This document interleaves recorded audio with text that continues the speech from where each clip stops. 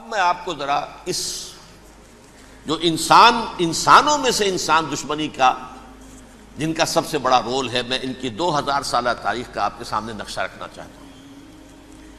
ان 1400 سال کا تو میں نے صرف 4 آپ کو پوائنٹس بتائے۔ موسیٰ سے عیسیٰ تک 1400 برس علیہم الصلاۃ والسلام، 2 مرتبہ عروج، 2 مرتبہ زوال، اشیریوں کے ہاتھوں پٹوائی، بابلیوں کے ہاتھوں پٹانا، گریکس کے ہاتھوں مرمت، رومنس کے ہاتھوں مرمت۔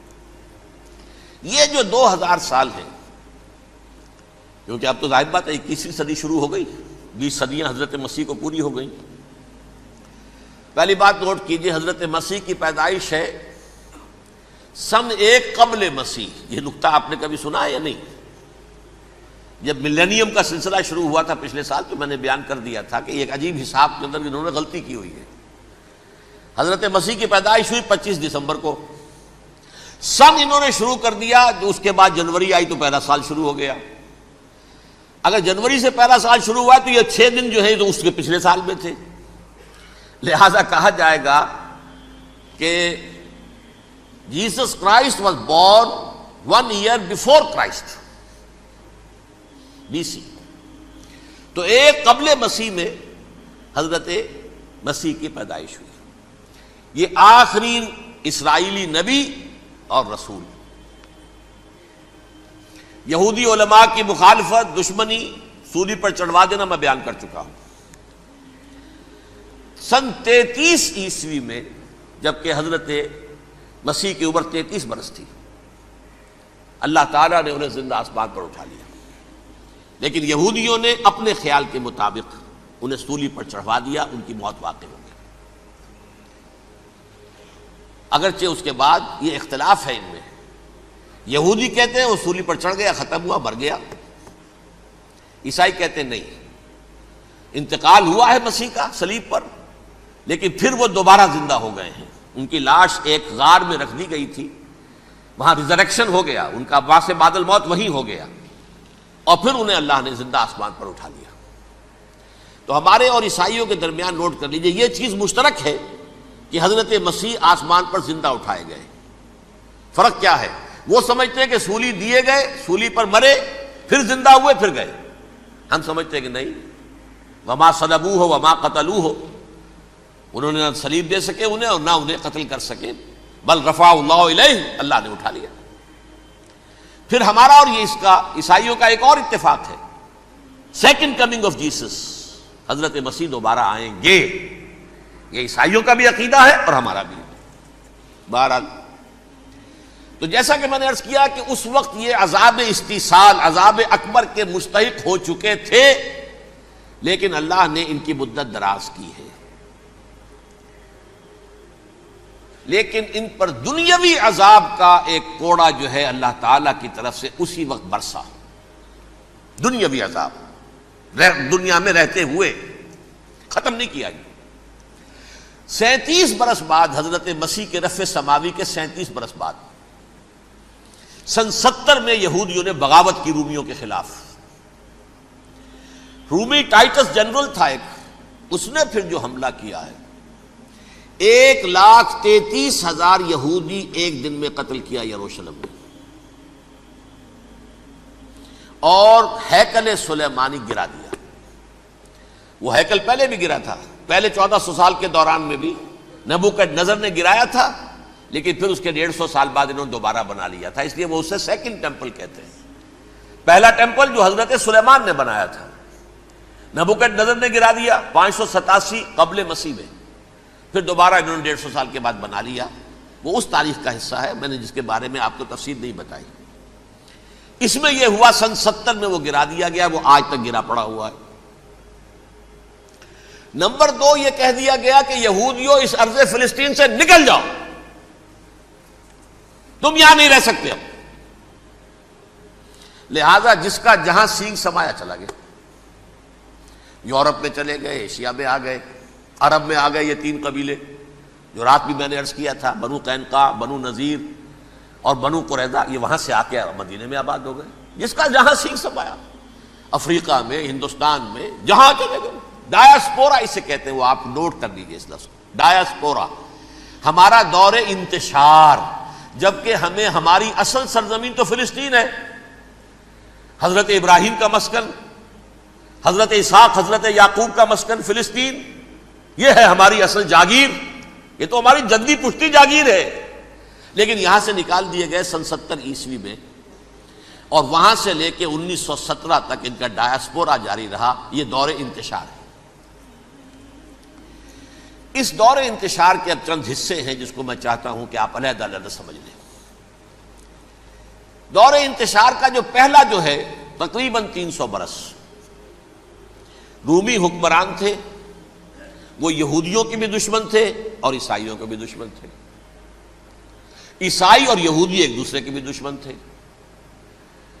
لیکن رومی سمجھتے تھے کہ یہ ایک ہی تھیلی کے چٹے بٹے ہیں۔ رومیوں کے نزدیک عیسائی بھی یہودیوں ہی کا ایک فرقہ تھے، کوئی علیحدہ مذہب تو تھا ہی نہیں، لہذا رومی جو ہیں رومنز وہ ان دونوں کو ستاتے تھے، مارتے تھے، اور یہ آپس میں لڑتے تھے، یہودی عیسائیوں کو مارتے تھے، عیسائی یہودیوں کو مارتے تھے۔ یہ ہے 300 برس تک کی تاریخ۔ سن 300 عیسوی میں کیا ہوا؟ ایک معجزہ ہو گیا۔ بہت عظیم ایمپرر کانسٹینٹائن، قسطنطین اعظم، رومن ایمپررز میں سے بہت بڑا ایمپرر، وہ عیسائی ہو گئے۔ اب تو معاملہ بالکل تلپٹ ہو گیا، پوری سلطنت عیسائی ہو گئی۔ اب عیسائیوں کے عیش ہو گئے اور یہودیوں پہ مار پڑنی شروع ہوئی۔ اب عیسائیوں کا آپ خود سوچئے کہ جنہیں وہ خدا بنا بیٹھے ہیں، خدا کا بیٹا قرار دے رہے ہیں، ان کے قاتل کون؟ یہودی بدماش۔ لہذا ان کی وہ پٹائی شروع ہوئی ہے یورپ میں، پوری رومن امپائر میں، انہیں ذلیل کیا گیا، شہروں میں آمد بند، علیحدہ رہو، گھیٹوز کے اندر رہو۔ یہودی کا نام جو ہے وہ گالی بن گیا، جیسے آج بھی یہودی گالی کہتے ہیں، جیسے خنزیر کا لفظ، آخر وہ بھی اللہ کی مخلوق ہے، لیکن آپ کو معلوم ہے کوئی شخص زبان پہ نام نہیں لانا چاہتا خنزیر کا، سور کا، ہے تو مخلوق، وہ بھی ایک حیوان ہے۔ ایسے ہی یہ ہے یہودی، یہودی گالی، جیوٹ گالی۔ لہذا ایک طرف تو ان دونوں کے درمیان دشمنی، جس کو قرآن کہتا ہے وَأَغْرَيْنَا بَيْنَهُمُ الْعَدَاوَةَ وَالْبَغْضَاءَ، ہم نے ان کے مابین دشمنی جو ہے پیدا کر دی ہے۔ اور جب یہ پوری سلطنت عیسائی ہو گئی تو قافیہ تنگ ہو گیا یہودیوں کا۔ اب آئیے 571 عیسوی، یعنی جب کہ ڈایاسپورا کو کتنا عرصہ ہو چکا تھا؟ 500 برس۔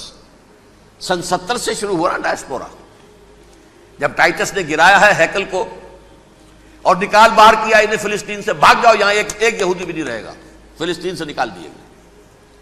اس کے پورے 500 برس بعد سن 571 عیسوی میں حضور کی پیدائش ہوئی، ولادت باسعادت محمد الرسول اللہ صلی اللہ علیہ وسلم۔ 610 میں آپ پر وحی کا آغاز ہوا، لیکن حضور کے ساتھ ان کا معاملہ کیا رہا؟ اول تو جبکہ حضور ابھی مکے ہی میں تھے، یہودیوں نے ریشہ دوانیاں شروع کر دی حضور کے خلاف۔ قریش مکہ کو سکھاتے تھے، پڑھاتے تھے، ان سے یہ پوچھو، ان سے یہ پوچھو، انہیں اس طرح تنگ کرو، ان سے یہ امتحان لو، یہ آپ کے علم میں ہے۔ سورہ بنی اسرائیل میں، سورہ کہف میں وہ سوالات، جو امتحانی سوالات آئے تھے، ذوالقرنین کون تھا، اصحاب کہف کون تھے، تم رسول بنے پھرتے ہو تو بتاؤ، اور یہ روح کی حقیقت کیا بتاؤ، یہ ساری ریشہ دوانیاں کر رہے تھے بیٹھے ہوئے ابھی وہیں پر، حضور ابھی پہنچے بھی نہیں۔ ہجرت فرما کر حضور تشریف لے آئے تو حضور نے، جسے ماسٹر سٹروک کہا جائے گا، یعنی اسٹیٹس مین شپ کا ماسٹر سٹروک، آپ نے مدینے میں آتے یہودیوں کے ساتھ پیکٹ کر دیا، جوائنٹ ڈیفنس پیکٹ آف مدینہ، کہ اگر مکے والے ہم پر حملہ کریں گے تو ہم مل جل کر ایک قوم کی حیثیت سے مقابلہ کریں گے۔ یہ میثاق مدینہ کہلاتا ہے، جس کے بہت غلط معنی پہنائے جا رہے ہیں آج کل۔ بہرحال میں موضوع میرا چونکہ یہ نہیں، میں ادھر نہیں جاؤں گا، لیکن ہوا کیا؟ ہر مرتبہ یہ خیانت کے مرتکب ہوئے، ان نے جو عہد کیے تھے ان سے پھرے، اندر ہی اندر سازش، ریشہ دوانی، حضور کی بدترین دشمنی۔ سورہ نساء کی آیت نمبر 12 میں 14 میں 13 میں فرمایا ہے لا تزال تطلع علی خائنۃ منہم، اے نبی ہمیشہ آپ کے علم میں ان کی طرف سے خیانتیں، بددیانتیاں آتی رہیں گی. اور بار بار وہ مسلسل جنگ کی آگ بھڑکاتے تھے. قریش کو دعوت دیتے، آؤ آؤ آؤ ہم اندر سے بغاوت کر دیں گے، تم آؤ تو صحیح، ختم کریں محمد کو اور اہل ایمان کو صلی اللہ علیہ وسلم ورضی اللہ تعالی عنہم اجمعین. لیکن پھر جب وہ آتے تھے تو یہ دبک جاتے تھے، ان میں ہمت نہیں تھی. میدان کے مرد نہیں رہے تھے. یہ سورہ حشر میں ان کا نقشہ کھینچا گیا ہے. کھلے میدان میں مقابلے کی اس کے اندر صلاحیت ہی نہیں ہے.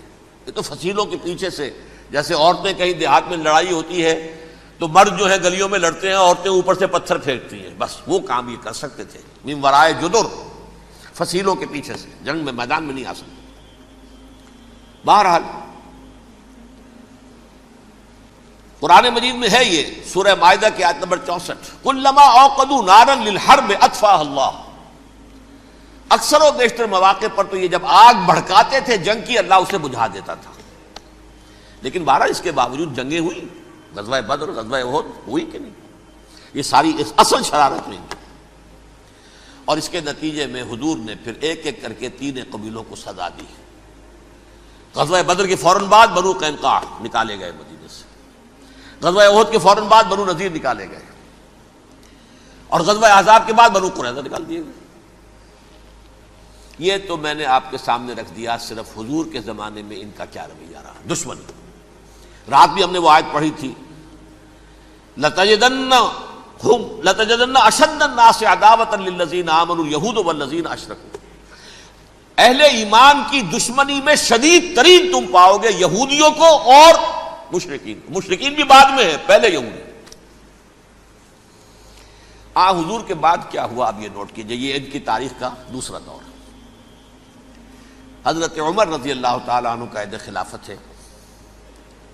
بیت المقدس کا محاصرہ کیا گیا، فصیل بڑی اونچی، شہر اندر سے سیلف سفیشینٹ، حملے کا راستہ کوئی نہیں.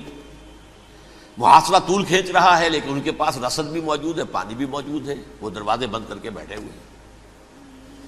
بالآخر اللہ تعالیٰ کی مشیت کا ظہور کیسے ہوا؟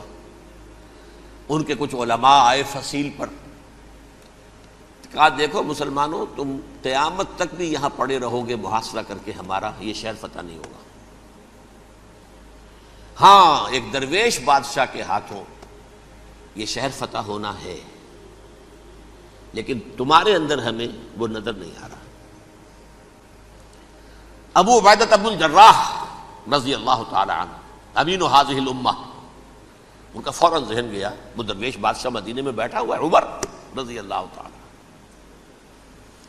اب ایک اور عمر بھی ہے جو قندھار میں بیٹھا ہے. نقشہ وہی ہے، سادگی کی حد تک نقشہ وہی ہے، بالکل وہی، اپنی آنکھوں سے دیکھا ہے، وہی سادگی. عمر اول، عمر ثانی تھے عمر بن عبدالعزیز. اب ایک اللہ کے فضل سے اللہ تعالیٰ ایدہ اللہ بنصرتہ، اللہ تعالیٰ ان کی نصرت فرمائے، دشمنوں کو ان کے مقابلے میں نیست و نابود کرے. انہوں نے ریکویسٹ بھیج دی کہ حضور تشریف لائیے، یہ شہر فتح ہو جائے گا.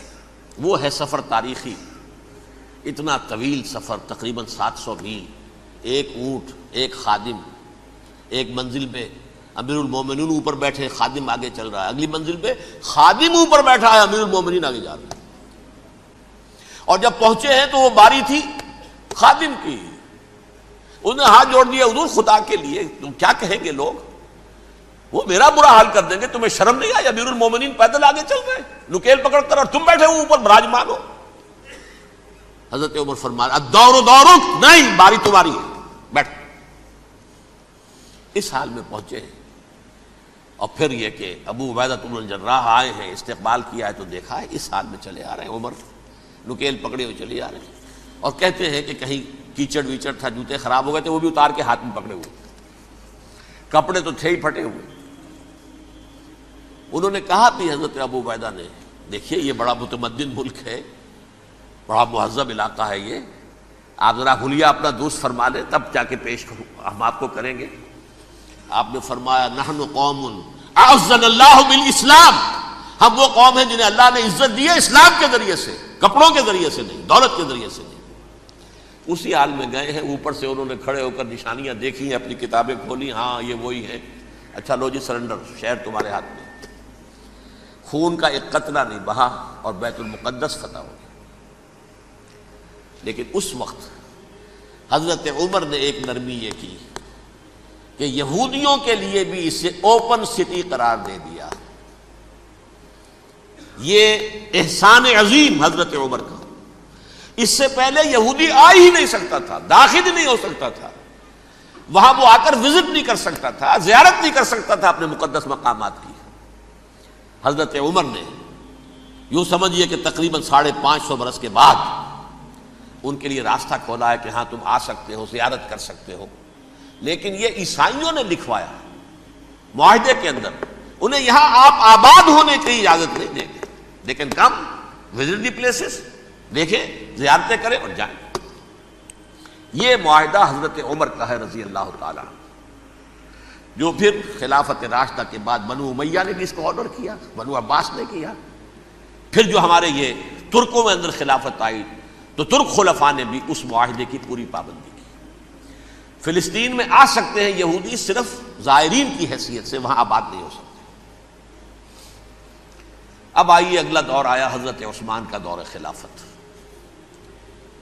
یہ ہے وہ وقت کہ اب یہود نے امت مسلمہ کی پیٹھ میں چھرا گھونپا۔ وہ کیسے؟ ایک یہودی عبداللہ ابن سبا اسلام کا لبادہ اوڑھ کر آ گیا،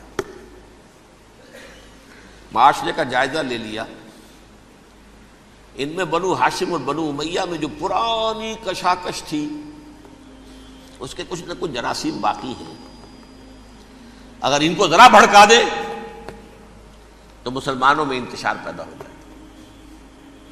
کہا یہ عثمان کون ہے؟ یہ تو بنو امیہ میں سے ہے، یہ حق تو بنو ہاشم کا ہے، خلافت ان کے پاس ہونی چاہیے، محمد کے تو رشتہ دار وہ ہے صلی اللہ علیہ وسلم۔ عوام الناس کے اندر بات پھیلنی شروع ہوئی، پھر ایک بڑی سازش کے انداز میں حضرت عثمان کے خلاف پروپیگنڈا، حضرت عثمان کے جو عاملین تھے، گورنر تھے، ان کے خلاف پروپیگنڈا، اور ایسی ہوشیاری کرتے تھے کہ کوفے میں کوفے کے حاکم کے خلاف کچھ نہیں کہنا، اجی مصر میں یہ ہو رہا ہے، اجی شام میں یہ ہو رہا ہے، اجی یہ جو عثمان ہے وہ یہ کر رہا ہے، یہ ظلم ہو رہا ہے، یہ لوٹ مار ہو رہی ہے، یہ خیانتیں ہو رہی ہیں۔ اب نہ تو اس زمانے میں مینز آف کمیونیکیشن، کیسے تصدیق کریں؟ افواہیں تو آپ آج کراچی کے اندر شروع ہو جائے تو پتہ نہیں چل سکتا کسی کو کہ کیا اس میں صداقت ہے کیا جھوٹ ہے، اور بری بات جو ہے فطرت انسانی کی کمزوری ہے وہ فوراً قبول کرتا ہے، کسی کے بارے میں اچھی بات ماننے کو تیار نہیں ہوتا لیکن بری بات تو فوراً تیار۔ بہرحال یہ فتنہ انہوں نے اٹھایا، حضرت علی کی الوہیت کا فتنہ اٹھایا، حضرت عثمان کے خلاف الفتنۃ الکبریٰ برپا کیا، حضرت عثمان شہید ہوئے۔ اس کے بعد 5 برس تک مسلمان ایک دوسرے کی گردنیں کاٹتے رہے، باہمی خانہ جنگی ہوئی، امت کو وہ زخم لگایا ہے جو آج تک جس سے خون رس رہا ہے۔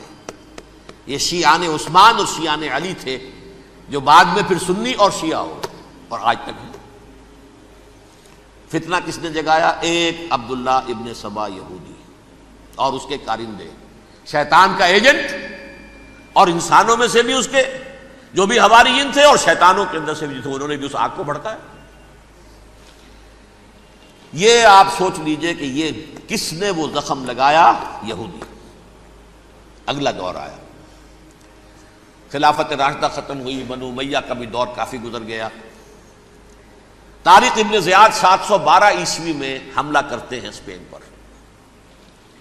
اسپین اس وقت عیسائیت کا بہت بڑا گڑھ، بڑے کٹر ترین عیسائی جو ہے وہ اسپین میں تھے، لہذا یہودیوں کی وہاں بہت پٹائی ہوتی تھی، بہت پٹائی ہوتی ہے، میں بتا چکا ہوں، دشمنی تھی ان کی تو چلی آ رہی تھی عیسائیوں کے ہاتھوں یہودیوں کی، وہ تو سن 300 عیسوی سے ایمپرر کانسٹنٹائن کے بعد سے شروع ہو گئی تھی۔ اس حوالے سے یہودیوں نے اس وقت چالاکی یہ برتی، کچھ راستے واسطے بتائے، کچھ مدد کی طارق ابن زیاد کی۔ طارق ابن زیاد نے انہیں اپنا محسن سمجھا، ہسپانیہ فتح ہو گیا تو یہودی چونکہ محسنین کی فہرست میں آ چکے تھے، انہیں بہت اقتدار نصیب ہوا، بڑی سپورٹ مسلمانوں نے دی۔ ان کے بڑے بڑے علماء جو ہیں اسی دور کے اندر پیدا ہوئے، بڑے بڑے تھنکرز ان کے اسی دور میں پیدا ہوئے۔ بن گوریون جو کہ ایک وزیر اعظم تھا اسرائیل کا، اس نے یہ لکھا ہے اپنی کتاب میں، Muslim Spain was the golden era of our diaspora. وہ ڈائسپورا جو 70 عیسوی سے شروع ہوا تھا اور 1917 عیسوی تک جاری رہا ہے، اس میں سے گولڈن ایرا ہمارا جو تھا وہ مسلم اسپین تھا. ہسپانیہ میں بیٹھ کر ہم نے عیش کیے. لیکن وہاں سے انہوں نے اور جو کچھ کیا یہ تو